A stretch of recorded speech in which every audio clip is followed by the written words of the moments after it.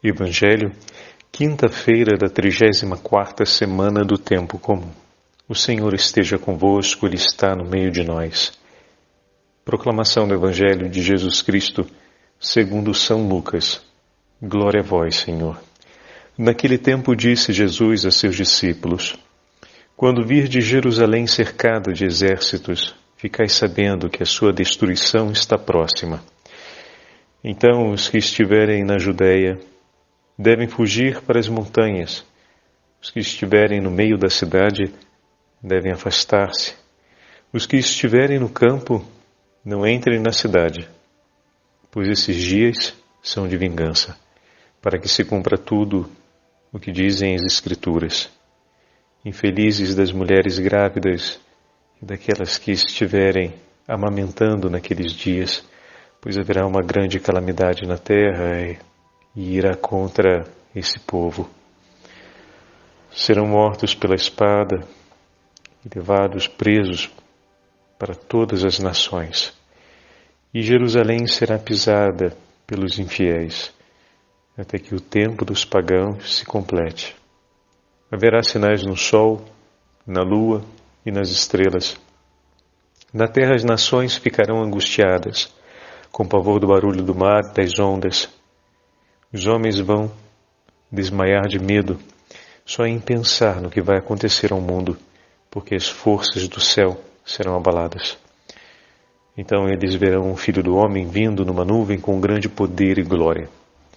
Quando estas coisas acontecerem, levantai-vos e erguei a cabeça, porque a vossa libertação está próxima. Palavra da salvação. Glória a vós, Senhor. Quinta-feira da 34ª semana do Tempo Comum, em nome do Pai, do Filho e do Espírito Santo. Amém. Queridos irmãos e irmãs, ontem tivemos um dia inteiro dedicado à oração pelos nossos irmãos cristãos que vivem e que enfrentam o tempo da perseguição e do martírio. O Evangelho de ontem nos falava exatamente sobre isso. O Senhor, de uma forma muito clara, nos dizia: e isso vos será ocasião de testemunho. Tantos momentos de dificuldades e sofrimentos, a realidade dos nossos irmãos e irmãs cristãos espalhados pelo mundo, que são desafiados a professarem a fé e a renovarem a escolha dessa fé que professaram em alguns momentos difíceis da vida, e nós, como igreja, em todo o mundo, nos reunimos ontem em oração para que nossos irmãos e irmãs que vivem o tempo da perseguição, que vivem o tempo do martírio, que passam, que enfrentam esse grande desafio na fé, possam ter força no Senhor para perseverar até o fim, para confirmarem a fé e renovarem o vigor no nome do Senhor, e que nos momentos mais decisivos e exigentes da vida permaneçam escolhendo Cristo. Mas não só os nossos irmãos e irmãs que estão vivendo uma perseguição concreta, muitas vezes sangrenta, muitas vezes que leva à expulsão do convívio social ou leva à retirada de inúmeros elementos que são necessários para uma vida digna sua e de sua família, são chamados a renovar e a confirmar a fé. Todos nós, muitas vezes estamos num país onde não há uma perseguição formal contra a fé cristã, ou seja, não vamos ser submetidos aos cárceres, nem vamos ser diretamente submetidos a sentenças marciais e absolutas em atentado contra a nossa vida por sermos cristãos, mas vivemos num país com tanta tolerância e liberdade religiosa, onde somos muitas vezes humilhados, onde somos caluniados ou até mesmo expostos publicamente por defendermos os valores da nossa fé. Então também nós precisamos do amparo uns dos outros para perseverarmos nos valores cristãos que professamos e para perseverarmos na nossa fé.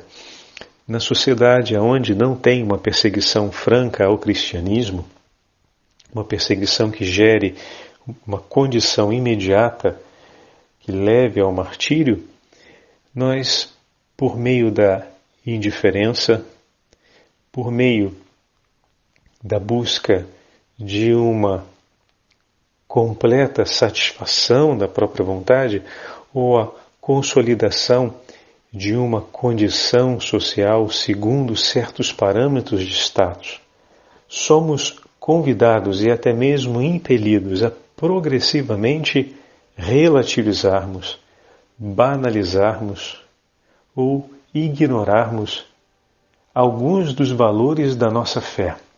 E nisso começamos pouco a pouco a deixar a nossa caminhada espiritual.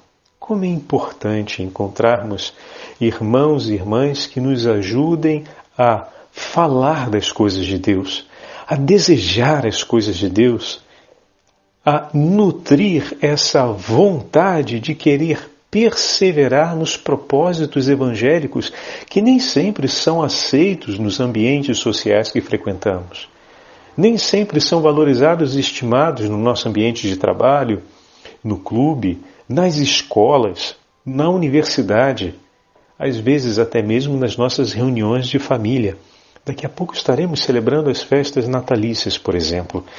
Mas sabemos que nem todas as nossas famílias, quando se reúnem como família alargada, como família ampla, têm aquele cuidado, por exemplo, de fazer minimamente uma oração de ação de graças a Nosso Senhor pelo dia do Natal.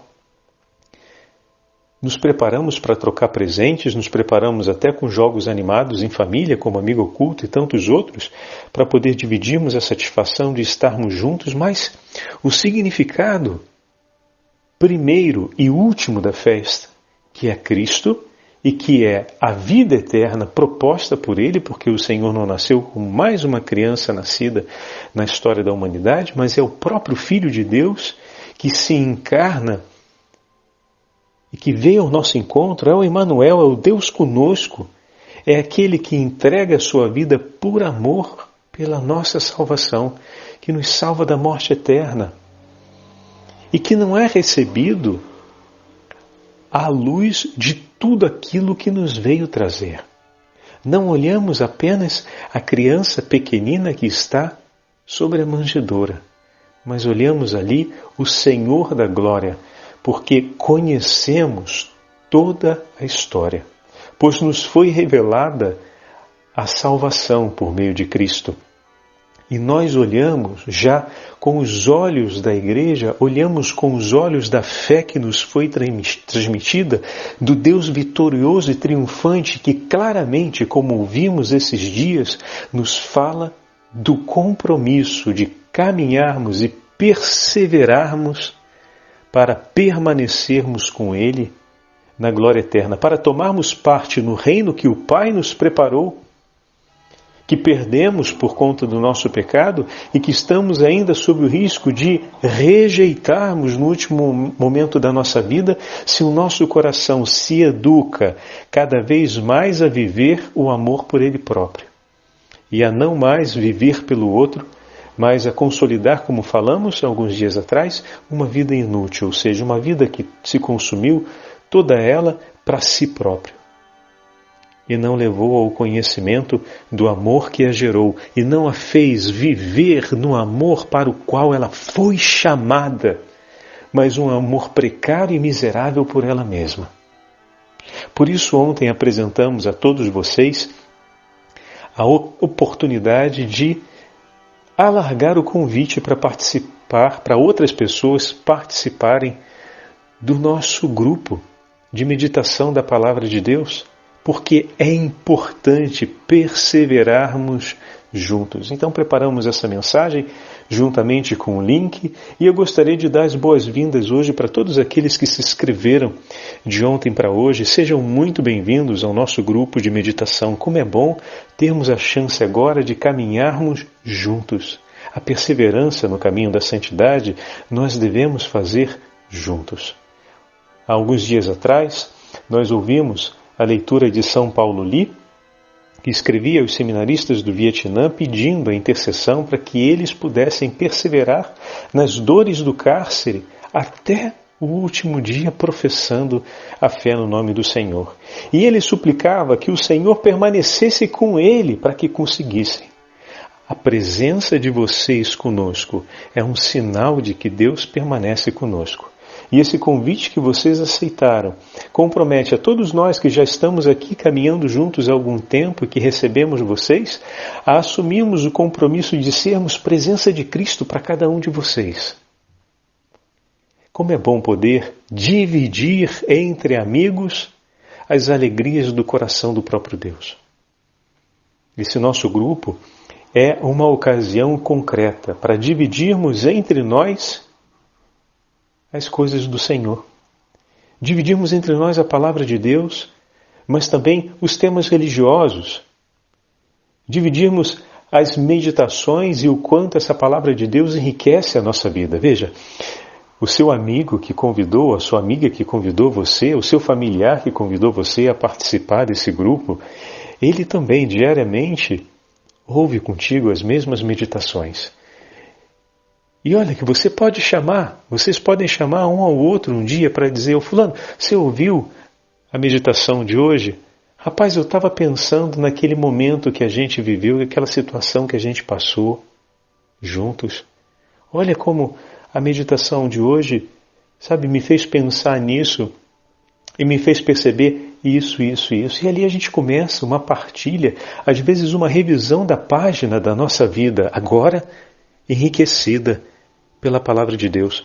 Ou então a gente pode, quem sabe, muitos participam do mesmo grupo de pastoral e às vezes a gente está vendo um texto que há poucos dias atrás a gente viu junto no encontro da pastoral. E você sabe que aquele teu irmão está acompanhando junto contigo essa meditação e poder retomar e enriquecer mais aquela que já foi uma experiência de Deus na vida de vocês, isso é um tesouro. Isso é uma grande graça. Precisamos alargar entre nós os espaços para falarmos das coisas de Deus e sentirmos a alegria por isso.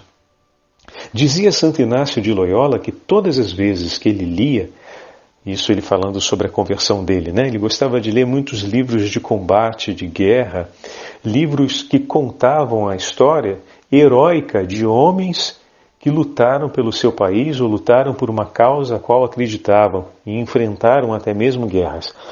E sempre o seu coração se enchia de entusiasmo, mas esse era um entusiasmo que com o tempo ele ia diminuindo. Santo Inácio, depois que ficou ferido severamente num combate, acabou sendo hospitalizado e acompanhado numa casa religiosa e, como era um homem de leitura, pediu às religiosas daquela casa se tinham alguns livros que ele pudesse ler. E as religiosas não tinham livros de cavalarias e livros que contassem histórias militares ou de heróis militares, mas livros que contavam a história de santos. Então, como a sua paixão pela leitura era mais forte, tudo bem. Essa literatura, se é a que tem, eu me disponho a lê-la. E ele começou a ler e começou a perceber que o testemunho heróico daqueles homens e mulheres, marcado pela pobreza, muitas vezes era marcado pela doença, pela perseguição.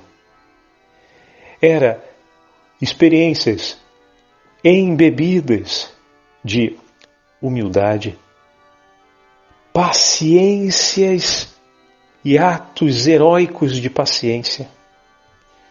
Eram experiências marcadas por tanta tolerância, tanta incompreensão, mas ao mesmo tempo tinham o peso de tantas calúnias, mas uma segurança interior sobre uma verdade que não passa. E uma certeza de vida que era muitas vezes algo iluminante. E Santo Inácio se dá conta que ler essas coisas não cativava o seu coração de maneira tão explosiva como as leituras militares, mas aos poucos enchia de tal forma o seu coração de entusiasmo e gosto, e aquele entusiasmo não passava, permanecia coando no coração dele. Enquanto o entusiasmo era muito envolvente e explosivo quando fazia as leituras militares e dos livros de cavalaria, mas logo depois iam embora, enquanto esses da vida dos santos ficava pulsando no seu interior. Ou seja, meditar nas coisas de Deus, pensar as coisas de Deus, nutre a nossa vida. Ecoa no nosso coração. O nosso coração, meus irmãos, tem necessidade desse espaço. Tem necessidade de poder dedicar-se a pensar e a recolher-se com as coisas de Deus. Pensar as coisas mais altas, como vai dizer Santo Inácio. Buscar as coisas maiores, as coisas do alto. Não num sentido de sair das realidades que nos alcançam nessa terra, as necessidades imediatas e as necessidades para o cuidado da nossa vida, mas viver essa experiência à luz daquelas verdades que o Senhor nos chama a viver.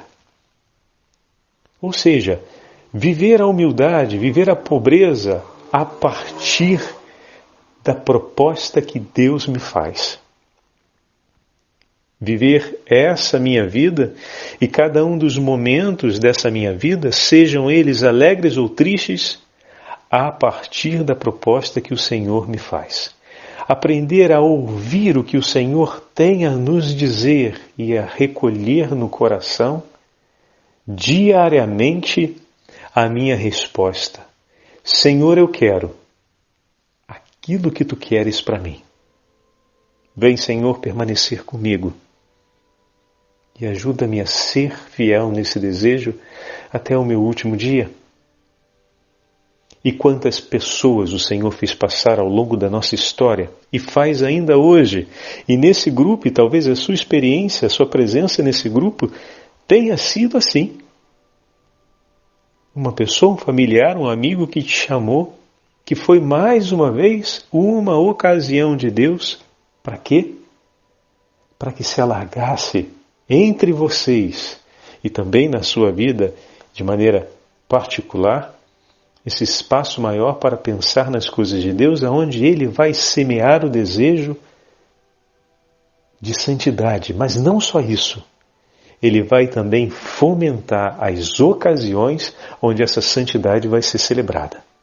Vai ser celebrada com a sua família? Vai ser celebrada com a meditação da Palavra de Deus? Vai ser celebrada na amizade? Vai ser celebrada no trabalho? Vai ser celebrada nos acontecimentos cotidianos, no cuidado da sua casa? Essa santidade vai sendo ali celebrada, por quê? Porque o seu coração diariamente, recolhendo o desejo por Deus e aprendendo a ser mais sensível a Ele, educado por Ele próprio, se torna agora um coração que não apenas se deixa inspirar, que não apenas se deixa guiar, mas um coração que canta a alegria de estar nas mãos do Senhor. Se voltamos àquele belíssimo texto de São Paulo Li, toda hora, em todo parágrafo, São Paulo Li retomava exatamente isso, porque eterna é a sua misericórdia. Uma das belezas do itinerário da vida de santidade é que a gente vai se dando conta da misericórdia de Deus e a gente vai cantando essa alegria. Como assim, Padre? A gente vai descobrindo progressivamente como Deus é bondoso conosco, como Deus é cuidadoso, como o Senhor não nos abandona, e não apenas não é um Deus que não abandona, mas Ele se preocupa com toda a atenção para que nós possamos crescer e, conhecendo o seu amor, vivermos mais intensamente a vida que Ele preparou para nós. Como falávamos ontem, um Deus que nos pensa o tempo todo e não aceita um único que aconteça, um único segundo sequer, que o nosso coração não experimente a certeza de estar sendo pensado e amado por Ele. Só que precisa de um grande elan afetivo entre nós para que essa certeza seja perene. Quantas vezes, por exemplo, num retiro espiritual, num momento de oração, nós fomos alcançados por aquele flash interior de uma certeza arrebatadora que nos fez vir em abundância até mesmo as lágrimas, de que Deus nos amava e estava conosco. Mas aquilo dali não foi o Senhor te dando uma palhinha para que você pudesse não ficar na dúvida que Ele te ama, ou pudesse ter mais uma experiência de uma certeza de amor e carinho dEle. Aquilo dali é só um pedacinho de tudo o que Ele sente por ti e quer comunicar por ti e por mim todos os dias. O céu é essa experiência ininterrupta e a potência máxima que nós ainda não conseguimos provar, a potência máxima. Porque o mínimo já nos faz, por exemplo, saltar nas nuvens. Mas imagina o que vai ser essa experiência enquanto experiência perene, pois, escreve o apóstolo, que veremos Deus face a face. E no livro do Apocalipse, que acompanhamos há algumas semanas na redação da primeira leitura das missas, nós vemos ali de maneira explícita a alegria dos santos e santas que estão nos céus, e víamos a comoção de São João Evangelista em muitas passagens concretas, como quem vai abrir o selo, quem vai ler o livro, quem é digno, ou no momento em que os anjos cantam, e toda a alegria e ao mesmo tempo o temor, a beleza, o céu com todo o seu esplendor, de um amor ininterrupto, de uma expressão. Todos que estão ali estão diante do trono do Cordeiro e participam dessa alegria, e essa felicidade não lhes será jamais tirada. Então, como é importante caminharmos juntos aqui, cultivando de esperança em esperança, de momento em momento, de passagem em passagem, de acontecimento em acontecimento, cultivando entre nós essa certeza. Cristo está conosco e nos chama à santidade. Ele está conosco para nos levar à plenitude da vida, para que nós possamos ser santos. E como é bom saber que você está do meu lado e caminha comigo. Como é bom saber que o amparo de Deus em muitos momentos na minha vida tem um rosto, tem uma mão, tem um nome e um sobrenome. Como é bom poder agradecer a Deus por ter recebido o seu socorro, mas agradecer a Deus por ter também descoberto que tenho mais um irmão, mais uma irmã que caminha comigo. Então, seja bem-vindo, e a nossa ideia é caminharmos assim juntos durante esse período do Advento que está para começar. E nos próximos dias, por isso mandamos o convite agora no meio da 34ª semana, porque no finalzinho, para ser mais preciso, no dia 29 vamos dar início à novena da Imaculada Conceição da Virgem Maria. A novena para a celebração da grande solenidade do dia 8 de dezembro. E vamos enviá-la no dia 28, pois no dia 29 poderemos começar em família a fazermos juntos uma grande onda de oração preparatória para essa grande solenidade da Virgem Maria, que caminha conosco e ela nos introduz no itinerário desse advento que estamos para começar. Também, por ocasião do dia 28, pensamos em enviar um material pedagógico e didático para que a gente possa orientar nossas crianças e viver junto com as nossas crianças em família a alegria desse advento. É um material que vai nos ajudar a trabalhar com os nossos pequeninos cada uma das motivações do tempo do advento. Inclusive tem um calendário muito simpático que propõe uma boa ação para cada dia durante esse período do advento. Sensacional, que a gente pode pegar como propósito em família, né? Ou podemos ainda fazer um cestinho com cada um deles e todo dia de manhã vamos ali e pegamos um aleatoriamente. E podemos colocar aquele dali como nosso propósito. Ou podemos pegar o elenco já pronto, ou podemos criar uma outra forma de dinamismo, mas com um propósito para cada dia. E aquele ser um propósito em família. Eu assumo aquele propósito por você e assumo contigo. Como é bom saber que estamos juntos na hora de praticar as coisas boas, na hora de desejar o que é bom e na hora de começarmos um empenho para que o que é bom dê certo entre nós. Para quantas famílias não é um sofrimento quando se dão conta que na casa nem todos pensam o bem de todos? Vocês entendem bem isso que o padre está falando. Essa experiência é uma experiência muito ruim. E nós temos a chance, agora, com essas propostas, com esse dinamismo, com essa dinamização que vamos apresentar no dia 28, de construirmos uma experiência diferente.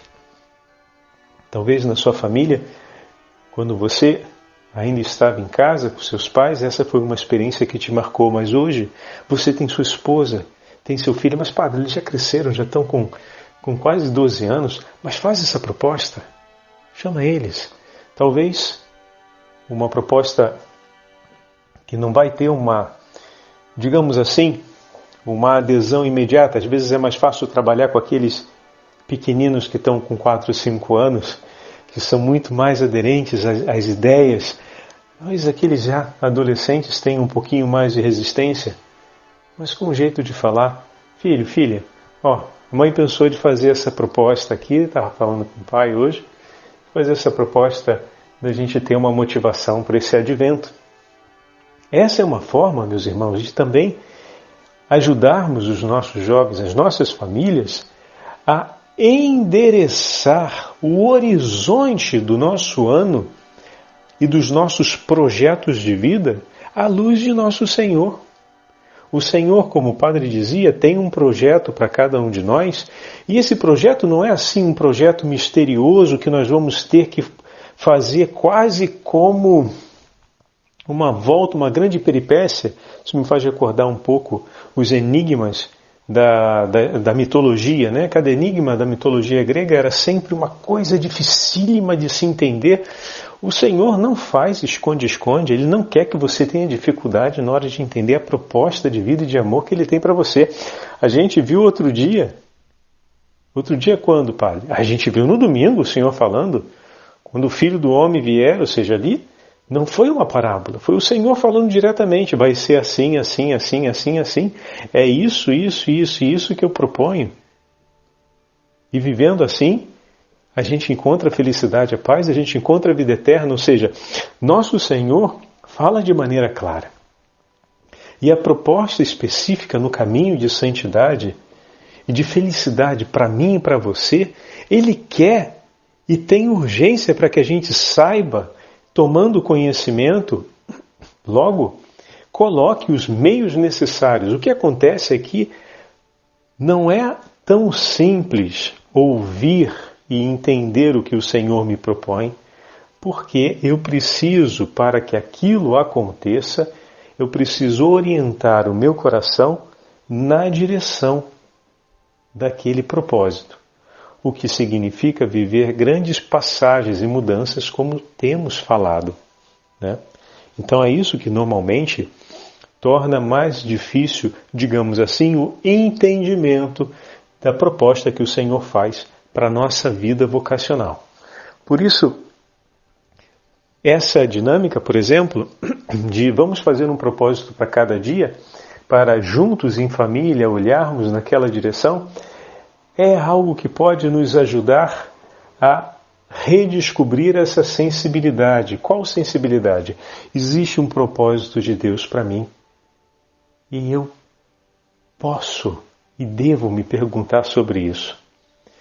E na medida em que caminhamos na nossa meditação na Palavra de Deus, não apenas esse propósito vai se tornando mais claro, mas nós vamos também construindo aquelas passagens, aquelas mudanças que são fundamentais para viver esse propósito que o Senhor nos apresenta.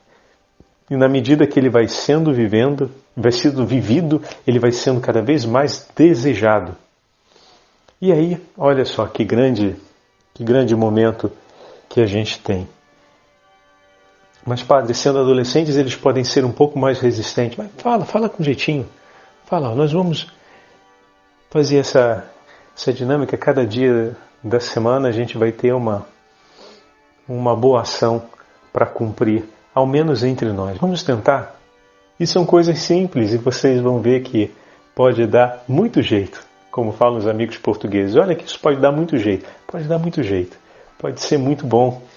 O simples fato, como dizia, de você saber que a outra pessoa em casa também se dispõe a realizar algo de bom contigo, nossa, isso pode curar até muita coisa no nosso coração, nas nossas relações. Eu tenho certeza. O Evangelho de hoje nos fala é a continuação do discurso de Nosso Senhor. Então, temos os sinais escatológicos sobre a destruição da cidade de Jerusalém. Jerusalém e o povo de Israel rejeitou a declaração de amor, a manifestação do Messias. E o Senhor já havia falado lá atrás, e nós ouvimos nas lágrimas de Jesus essas palavras: Jerusalém, Jerusalém, que abandonastes o seu Senhor. Por que Jerusalém? Então existe esse peso da responsabilidade. Não vai passar desapercebido essa rejeição. A punição, os dias da punição, como nos fala o versículo 22, são os dias em que o Senhor chama a sua cidade de maneira intensa a uma conversão. Deus pune, como já falamos em outros momentos, para chamar o outro a acordar. Acorda para o que está acontecendo. Acorda para o amor que você está deixando passar. E não deixe passar. O Senhor ama tanto Jerusalém e não quer perdê-la. E endurece a sua mão para que ela também reconheça o seu amor e se arrependa do tempo em que foi visitada e de que não se dispôs a ouvir e a receber o seu Senhor. Porque ainda há tempo de pedir ao Senhor, tende misericórdia, e Ele está ali de braços abertos para vir ao seu encontro, pois essa cidade que Ele tanto amou, esse povo que é o povo da sua aliança, que Ele não irá abandonar, foi o nome dessa cidade, como falávamos, que Ele escolheu para afirmar o nome do céu, a Jerusalém Celeste, a nossa pátria. A Jerusalém se torna também imagem da igreja. Os primeiros cristãos veem na imagem da cidade de Jerusalém a imagem da própria igreja, como também já falamos. E aqui as dores que se abatem sobre a cidade de Jerusalém também são as dores que se abatem muitas vezes sobre a igreja, que é a esposa de Cristo, mas que em muitos momentos reluta, eu e você como igreja do Senhor, que também relutamos para acolher a vontade desse Senhor. e andamos as dores junto com todo o mundo sofre, toda a criação sofre as dores da rejeição ou da indiferença, como já falamos em outros momentos, àquilo que o Senhor propõe. Desse modo, a vida começa a se perder e o sofrimento e a angústia ganham espaço.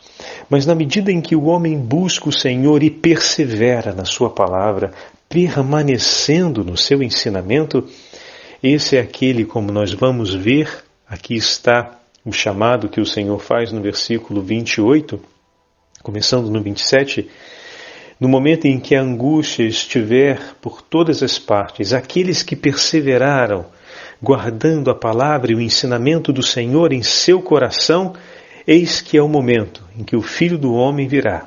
E eles verão ali então a confirmação da esperança, toda a paciência, toda a espera na palavra do Senhor agora encontra o seu cumprimento. Ergam a cabeça, pois o Senhor está no meio de nós, pois o Senhor veio ao nosso encontro. E aqui faz a gente lembrar aquela imagem dos servos que receberam as 100 moedas e tudo que passaram, que provavelmente passaram nas mãos daqueles que odiavam o seu Senhor.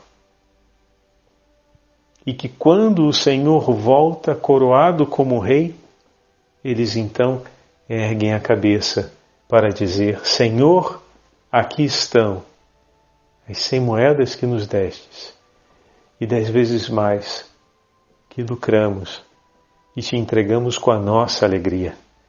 Eis que o Senhor vem e se cumpre a esperança.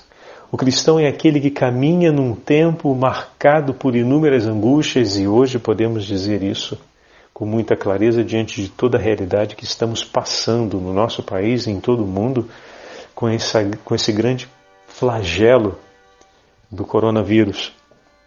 Existem inúmeras angústias, as angústias que vemos de ver não só a dignidade das famílias, mas a dignidade da própria identidade do homem e da mulher sendo sistematicamente perseguida e degradada.